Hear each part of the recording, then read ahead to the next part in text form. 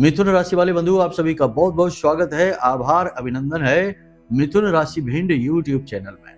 तो मिथुन राशि वालों, जरा ध्यान से समझना, आपकी जिंदगी पूरी तरह से नर्क बनने वाली है, बर्बाद होने वाली है। जी हाँ बंधुओं, तीन भयंकर नकारात्मक घटनाएं आपके जीवन काल में होने ही वाली हैं, हर हाल में होकर रहेंगी। आप इन्हें रोक ही नहीं पाएंगे जब तक कि आप इनके बारे में जान नहीं पाएंगे।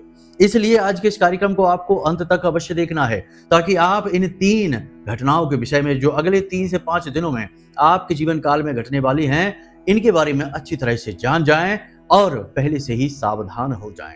बंधुओं, याद रखना कि यह समय और काल राहु का समय चल रहा है।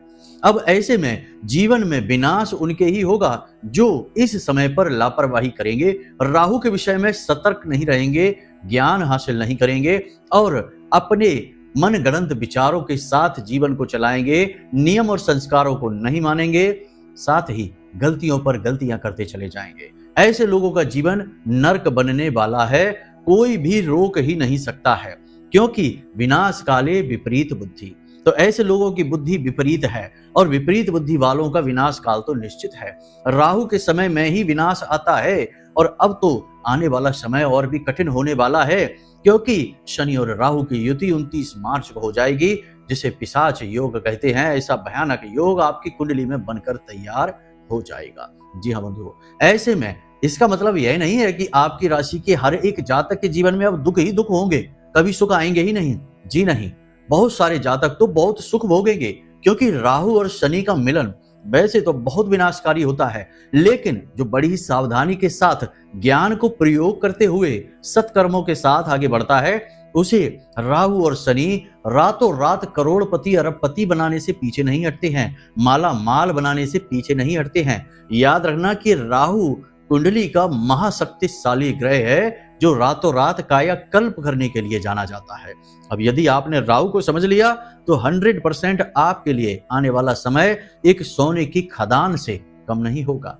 बंधुओं, आज का यह विशेष कार्यक्रम आपके जीवन के लिए एक रामबाण औषधि के समान है, क्योंकि आज हम आपको बताएंगे 7 ऐसे बड़े लक्षण जो स्पष्ट कर देंगे कि आपका राहु खराब है या सही है। मतलब कि आपके जीवन में राहु किस प्रकार के परिणाम दे रहा है। जी हाँ बंधुओं, और हम छोटे से लेकर बड़े तक सारे संकेत आपको बताएंगे और एक उम्र एक अवस्था भी बताएंगे कि किस अवस्था पर, किस उम्र पर राहु का प्रभाव पूर्ण रूप से हावी हो जाता है जातक के ऊपर, क्योंकि हर एक ग्रह की एक अपनी उम्र होती है, एक सीमा होती है।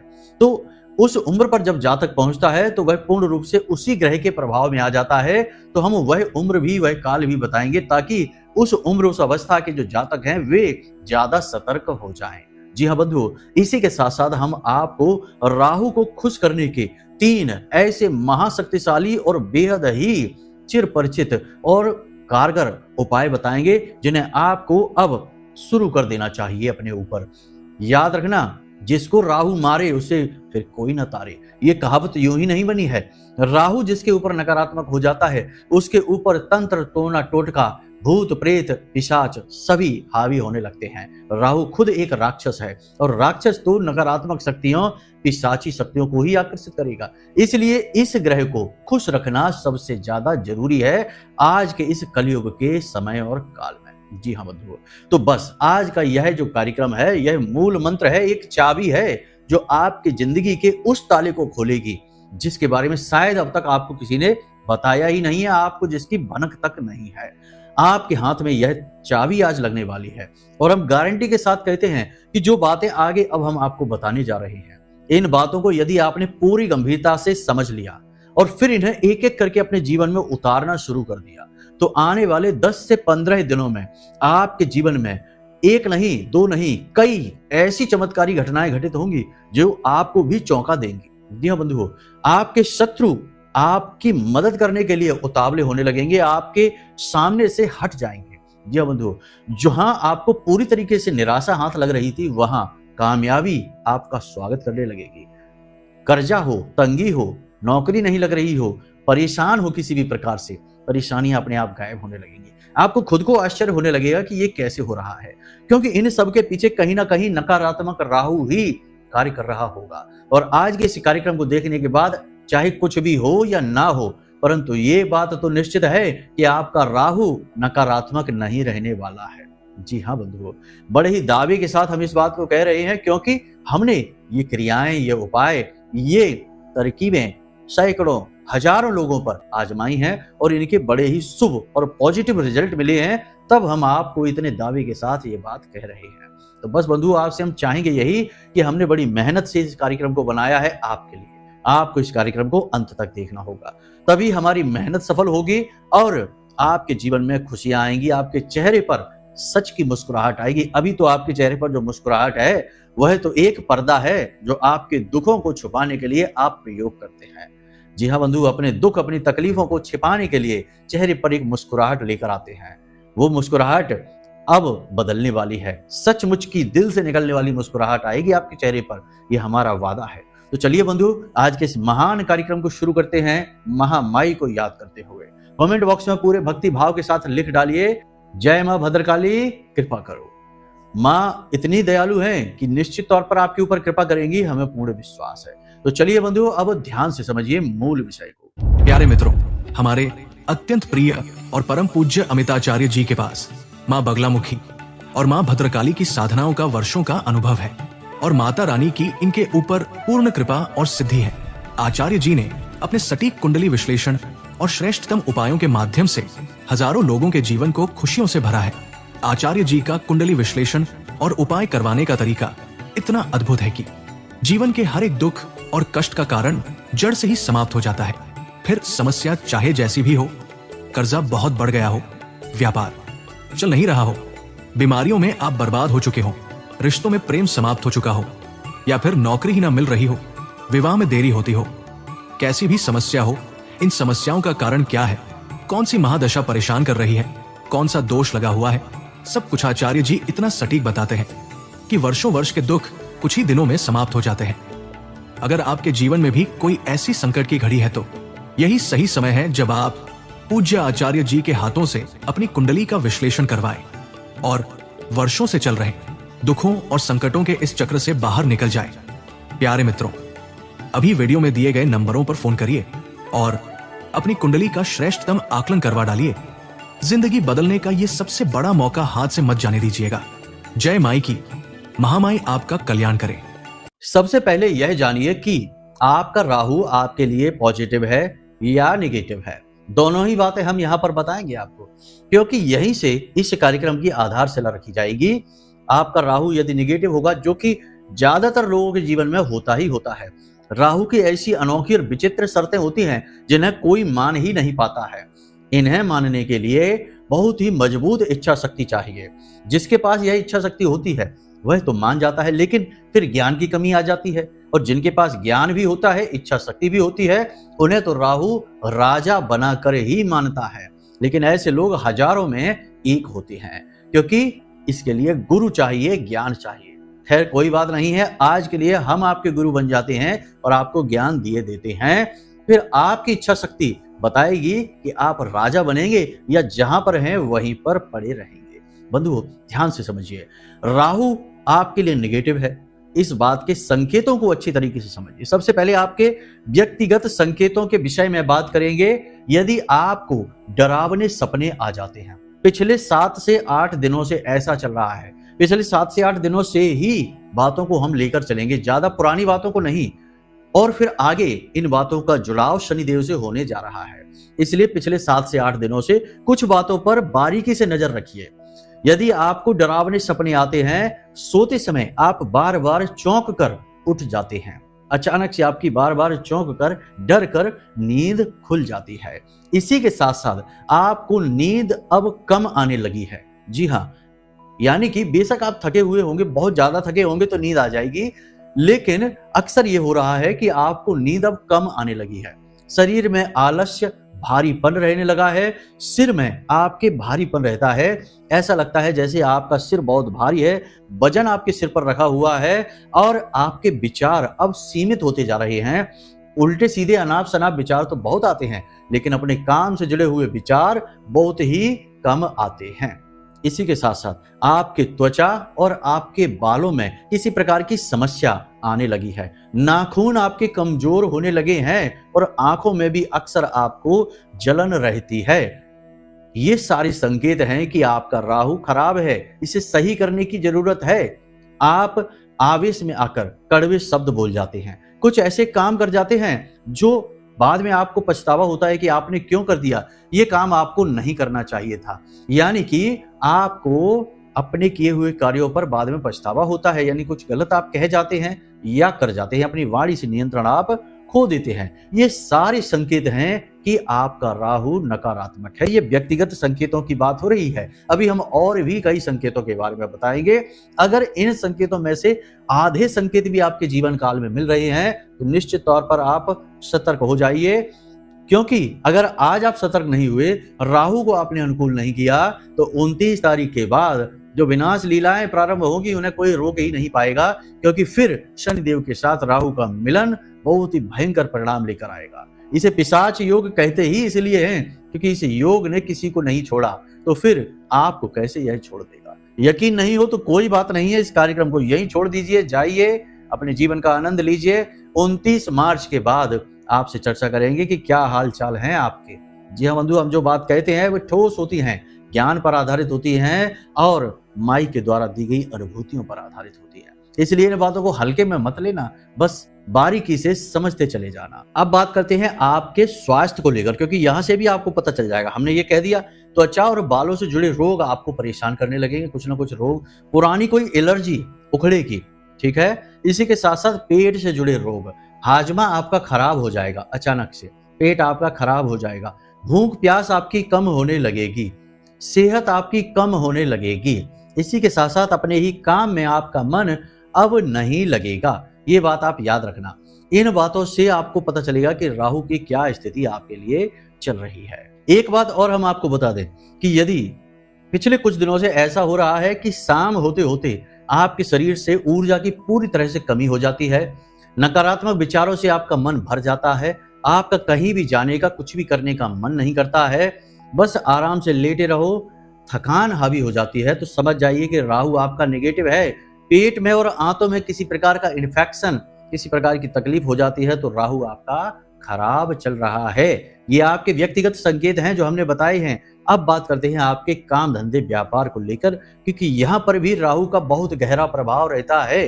तो ध्यान से समझिए, अपने ही कारोबार से रुचि समाप्त हो जाना, अपने ही कारोबार में आपकी रुचि समाप्त हो जाएगी, मन नहीं लगेगा, आपको लगेगा कि आप कहाँ किस तरीके के काम में फंस गए हैं, काश आपने ये काम कभी शुरू ही नहीं किया होता। ऐसी स्थिति, ऐसी भावनाएं आपके मन में उत्पन्न होंगी। पैसे रुपए की आवक अचानक से कम, धीमी हो जाएगी, या फिर जोरदार जबरदस्त घाटा भी आपको हो सकता है। तो ऐसी स्थिति का आपको ध्यान रखना है। पैसे को लेकर आपकी परेशानियां बढ़ने लगेगी, पैसा आपका हर जगह अटकने लगेगा।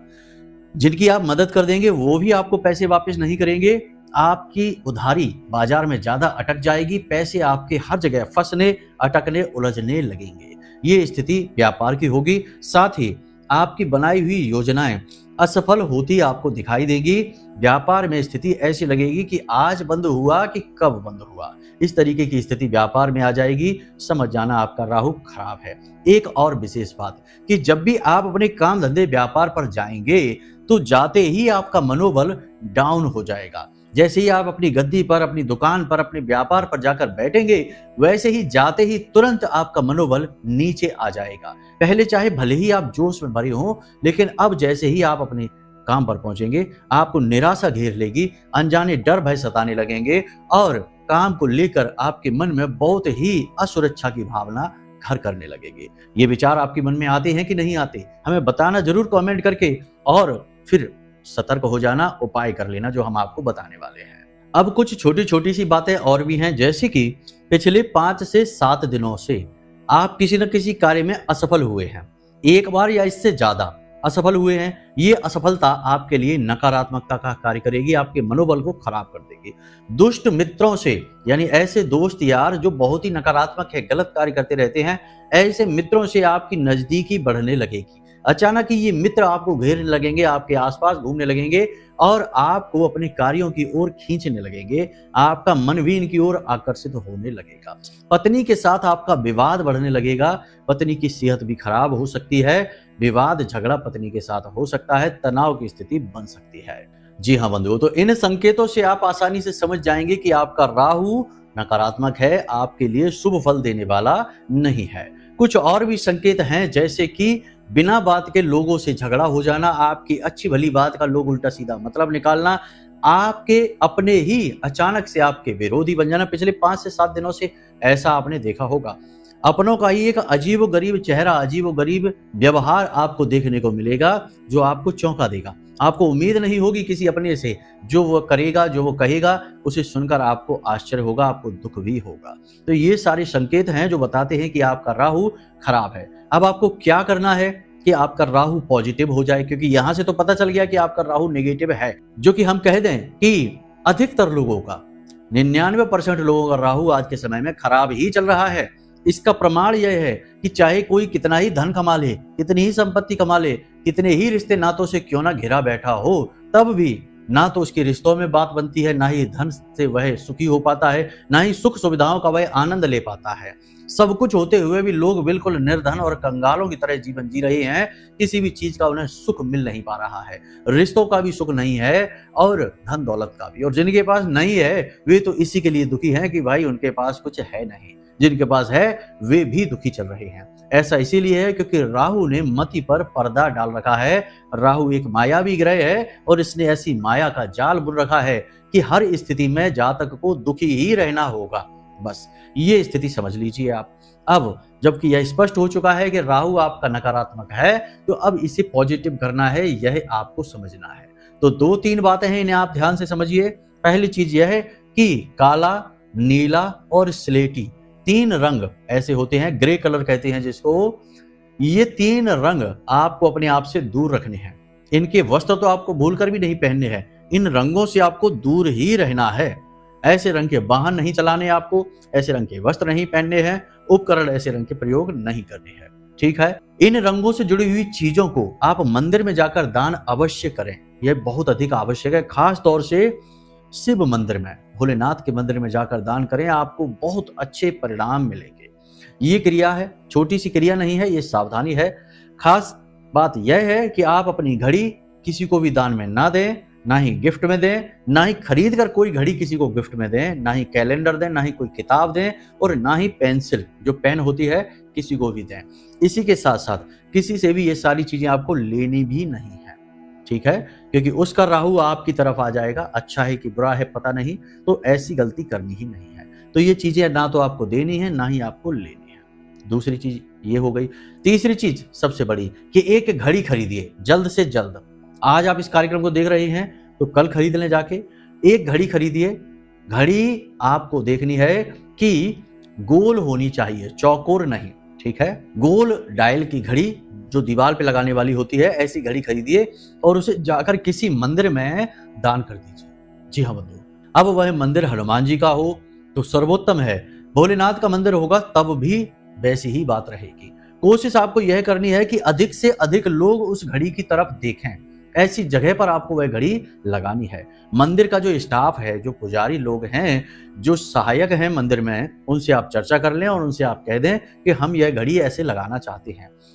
तो अगर ऐसी जगह घड़ी लगा दे कि ज्यादा से ज्यादा लोग उस घड़ी को देखेंगे, उतना ही आपका राहु अच्छा होता चला जाएगा, पॉजिटिव होता चला जाएगा। तो ये घड़ी दान करने का मंदिर में बहुत ही अच्छा उपाय है। एक क्रिया और जो हम हर बार आपको बताते हैं कि किसी एक आंख वाले भिखारी को मंदिर में जाना और देखना। आपका भाग्य यदि अच्छा होगा तो आपको ऐसा भिखारी अवश्य मिल जाएगा जिसकी एक आंख होगी, एक आंख खराब होगी, एक आंख सही होगी। ऐसे भिखारी को आपको अन्न और धन दान करना है। काले रंग की कोई वस्तु दान कर देनी है, कोई कपड़ा दान कर देना, कोई टॉवल दान कर देना, कुछ भी जो भी आपको ठीक लगे दान कर देना, कोई स्ट्रॉल वगैरह दान कर देना, काले रंग की कोई भी वस्तु आप दान कर देना। बस इतना सा आपको करना है।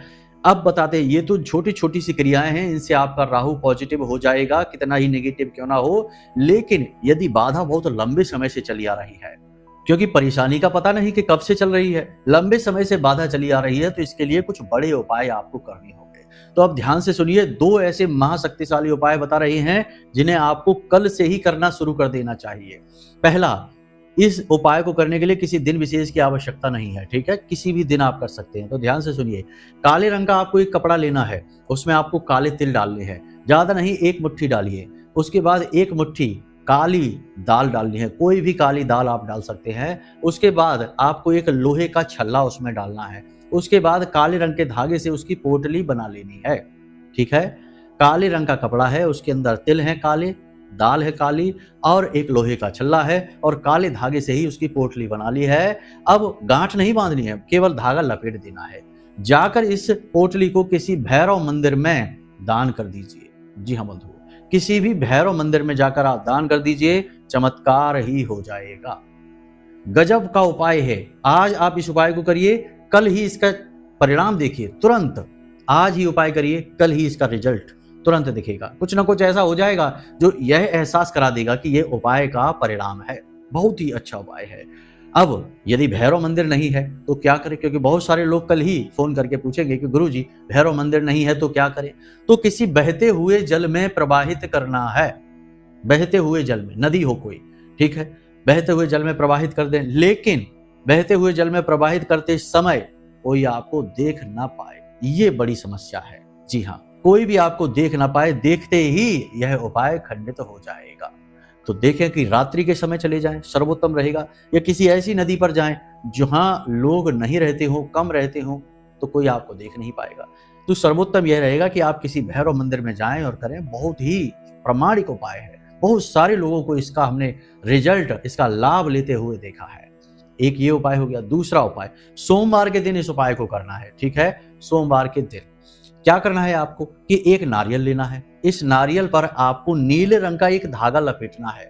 धागा आपकी लंबाई के बराबर का होना चाहिए, आपके सिर से लेकर आपके पैर के नाखून तक की लंबाई का होना चाहिए।